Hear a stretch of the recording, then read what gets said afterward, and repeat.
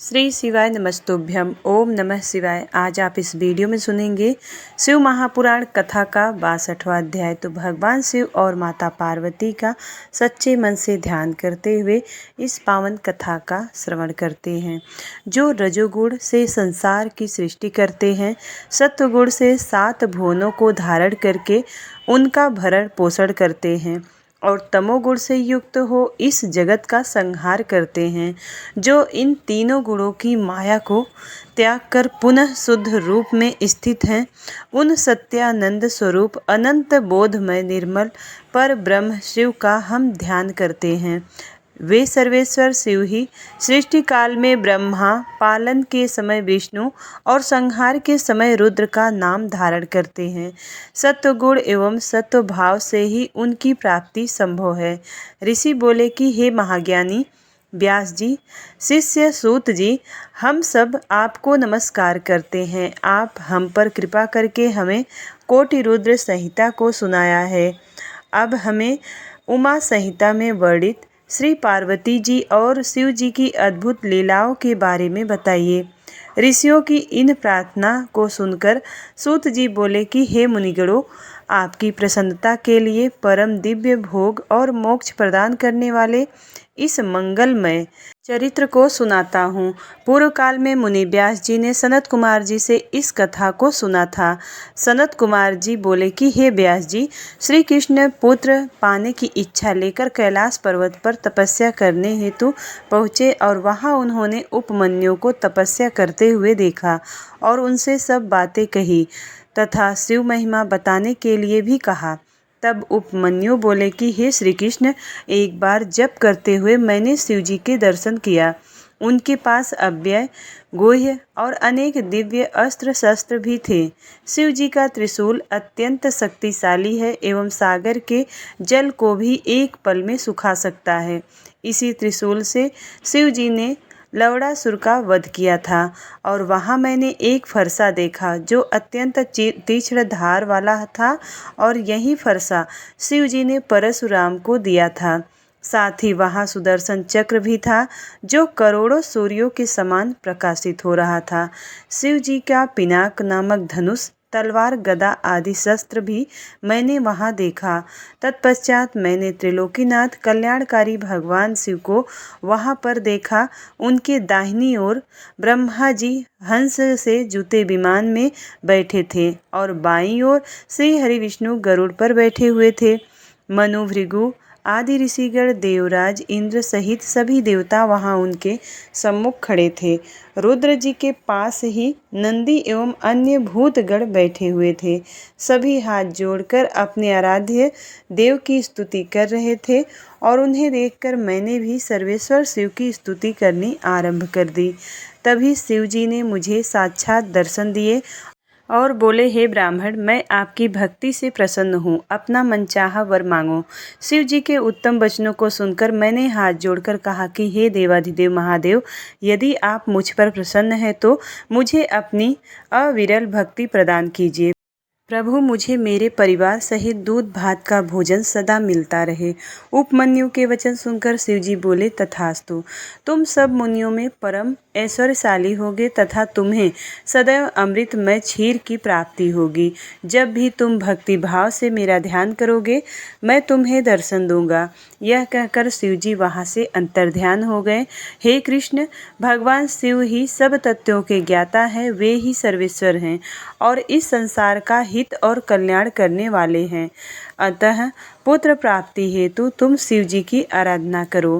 श्री कृष्ण जी ने उपमन्यु से पूछा कि हे ब्राह्मण राज, भगवान शिव के पूजन से जिन शिव भक्तों का उद्धार हुआ है, अर्थात शिव जी की विशेष कृपा जिन्हें प्राप्त हुई है, उनके विषय में बताइए। श्री कृष्ण के प्रश्न को सुनकर उपमन्यु बोले कि हे कृष्ण, साक्षात राक्षस राज हिरण्यकशिपु ने शिव जी को अपनी घोर तपस्या से प्रसन्न किया। तब उन्होंने उसे ऐश्वर्य संपन्न राज्य प्रदान किया। उसी का पुत्र नंदन भी शिव जी के वरदान पाकर युद्ध में विजयी हुआ और उसने देवराज इंद्र को 10,000 वर्षों तक अपना दास बनाए रखा। इसी प्रकार सतमुख राक्षस ने शिव पूजन कर 1000 पुत्र प्राप्त किए। जब ऋषि याज्ञवल्क्य ने शिव जी की आराधना से उन्हें प्रसन्न किया तो वे वेदों के महान ज्ञाता हुए। व्यास मुनि को भी शिव कृपा से वेद, पुराण, इतिहास एवं शास्त्रों का ज्ञान प्राप्त हुआ। एक बार की बात है, शिव जी के क्रोध से पृथ्वी का सब जल सूख गया था। तब सब देवताओं ने शिव जी को उनकी आराधना करके प्रसन्न किया। उस समय शिव जी ने अपने कपाल से जल प्रकट किया था। राजा चित्रसेन की भक्ति से प्रसन्न होकर शिव जी ने उन्हें निर्भय कर दिया और शिव भक्ति से एक साधारण से गोप श्रीकर को परम सिद्धि प्राप्त हुई। सीमंतनी के सोमवार के व्रत के पुण्य एवं भक्ति फल से शिव जी ने उनके पति चित्रागद की रक्षा की। चंचुला नामक व्यभिचारिणी स्त्री के गोकर्ण में कथा सुनने से भक्त वत्सल भगवान शिव ने उसके सभी पापों का नाश कर दिया और उसके पति विदुग्न को भी सद्गति प्रदान की। महाकाय नामक व्याध ने शिव भक्ति से सद्गति पाई और महामुनि दुर्वासा को भी शिव भक्ति से मोक्ष की प्राप्ति हुई। यही नहीं, ब्रह्मा जी ने शिव आराधना द्वारा इस पूरी सृष्टि की रचना की। मार्कंडेय जी भगवान शिव की कृपा से ही दीर्घायु हुए और भगवान शिव के कृपा से ही वर से ही साडिल्य जगत प्रसिद्ध एवं पूजनीय हुए।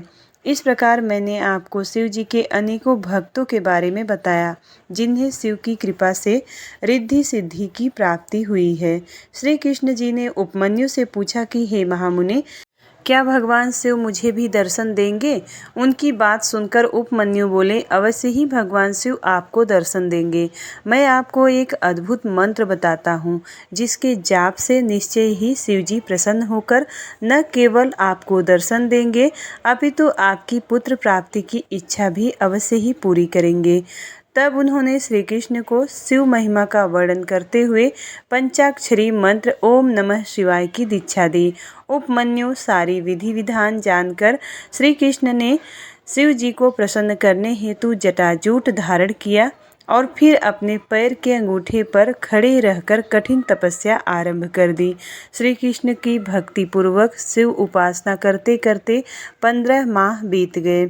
16वां माह लगते ही सर्वेश्वर शिव ने प्रसन्न होकर श्री कृष्ण को श्री पार्वती सहित दर्शन दिए और बोले कि हे कृष्ण, आप मेरे परम भक्त हैं। आपकी इस भक्तिपूर्ण आराधना से मैं बहुत प्रसन्न हूँ। मांगो, क्या मांगना चाहते हो? शिव जी के ऐसे वचन सुनकर श्री कृष्ण बोले, हे देवाधिदेव महादेव जी, आपने मुझे दर्शन देकर आज मेरा जीवन सफल कर दिया है। भगवान, मैं आपसे चाहता हूँ कि मैं सदा धर्म के मार्ग पर चलूँ और संसार में यश प्राप्त करूँ। मेरा निवास आपके पास हो और आप में मेरी सदा दृढ़ भक्ति बनी रहे।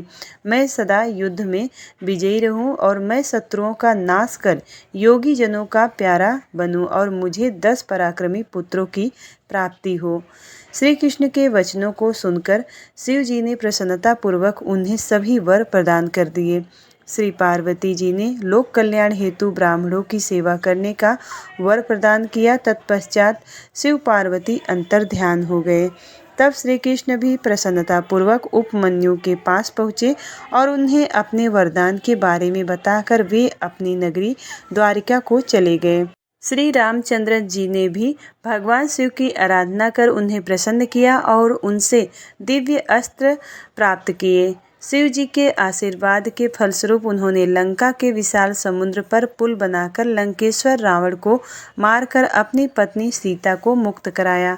परशुराम जी ने शिव जी को प्रसन्न कर शिव जी से परशु नामक फरसा प्राप्त किया और उससे ही अपने पिता ऋषि जमदग्नि का वध करने वाले सहस्त्रार्जुन का वध किया। चाक्षुष नामक मनुपुत्र ने श्राप भोगते हुए भी दंडक वन में शिव जी की तपस्या की, जिससे प्रसन्न होकर शिव जी ने उन्हें सांसारिक बंधनों से मुक्त कर गणेश जी का गढ़ बना दिया। गर्ग मुनि की आराधना से प्रसन्न होकर 1000 पराक्रमी पुत्रों का आशीर्वाद प्रदान किया। शिव जी की कृपा से ही गालो नामक एक निर्धन ने अपनी तपस्या से शिव जी को प्रसन्न कर अपने पिता को पुनर्जीवित कर दिया। मुनियों, इस प्रकार से मैंने आपसे शिव महात्म्य का वर्णन किया है। व्यास जी बोले कि हे सनत कुमार जी, अब आप हमें त्रिलोकीनाथ भगवान शिव के लीलामय चरित्र के विषय में बताइए। यह सुनकर सनत कुमार जी बोले कि हे व्यास जी, भगवान शिव परम ब्रह्म परमात्मा हैं, वे ही सबके ईश्वर हैं। शिव जी से ही 8 देव योनि, 1 मानव योनि एवं 5 पक्षी योनि अर्थात 14 योनियाँ उत्पन्न हुई हैं। ब्रह्मा, विष्णु, देवेंद्र, चंद्र, सूर्य आदि सभी देवताओं सहित दानव नामक नाग, किन्नर और गंधर्व आदि सभी की उत्पत्ति शिवजी की कृपा से ही हुई है। इस सारे जगत में शिवजी की माया फैली है। इस संसार में घटित होने वाली हर घटना शिव माया का ही रूप है। उनकी आज्ञा के बिना इस धरती पर एक पत्ता भी नहीं हिलता है। सर्वेश्वर शिव की माया के कारण ही पूरा जगत कामदेव के अधीन हो जाता है। उनकी माया से मोहित होकर ही देवराज इंद्र महामुनि गौतम की पत्नी अहिल्या पर आसक्त हुए थे, जिसके फलस्वरूप उन्हें श्राप मिला था। श्री हरि विष्णु भी शिव माया के कारण ही स्त्रियों में विहार करने लगे थे। चंद्रमा भी मोहित होकर अपने गुरुदेव की पत्नी को भगाकर ले गए थे और पाप के भागी बने थे तथा शिव भक्ति से उन्हें श्राप से मुक्ति मिली थी। एक बार मित्र वरुण देव भी शिव माया से मोहित होकर स्वर्ग की अप्सरा उर्वशी पर आसक्त हो गए थे, जिससे दोनों का शक्तिपात हो गया था। मित्र ने अपनी शक्ति घड़ी में डाल दी, जिससे मुनिवर वशिष्ठ उत्पन्न हुए और जबकि वरुण देव ने उसे जल में त्यागा, जिसके फलस्वरूप बड़वा नल जैसे तपस्वी अगस्त्य पुत्र हुए और गौतम ऋषि का सारदूती पर मोहित होने के पीछे एक महान कार्य अस्त्र शस्त्रों के महान ज्ञाता द्रोणाचार्य का जन्म हुआ था। यही नहीं, महामुनि विश्वामित्र का स्वर्ग की अप्सरा मेनका पर मोहित होना भी शिव माया का ही एक रूप था। लंकेश्वर रावण का सीता जी को उठाकर ले जाना भी रावण को श्री रामचंद्र द्वारा मारे जाने के निमित्त था। अब इस प्रकार इस ब्रह्मांड में घटने वाली प्रत्येक घटना शिव जी की इच्छा के अनुसार ही होती है। शिव जी की माया पूरे जगत में व्याप्त है, जिसका पूर्ण वर्णन करना मेरे लिए क्या किसी के लिए भी असंभव नहीं है। व्यास जी बोले कि हे मुनीश्वर, इस संसार में पाप कर्म करने वाले पापी मनुष्य सदा नरक के भागी होते हैं। ऐसे नरक जाने वाले प्राणियों के विषय में मुझे बताइए। व्यास जी के वचन सुनकर सनत कुमार जी बोले कि हे व्यास जी, इस संसार में अनेक प्रकार के पाप कर्म होते हैं, जिनके कारण मनुष्य को नरक जाना पड़ता है। और पर स्त्री की इच्छा, पराया धन पाने की इच्छा, दूसरों का बुरा सोचना, अधर्म करना, ये सब मन के पाप होते हैं। इसी प्रकार झूठ बोलना, कठोर बोलना और दूसरों की चुगली करना, ये वाणी द्वारा किए गए पाप कर्म होते हैं।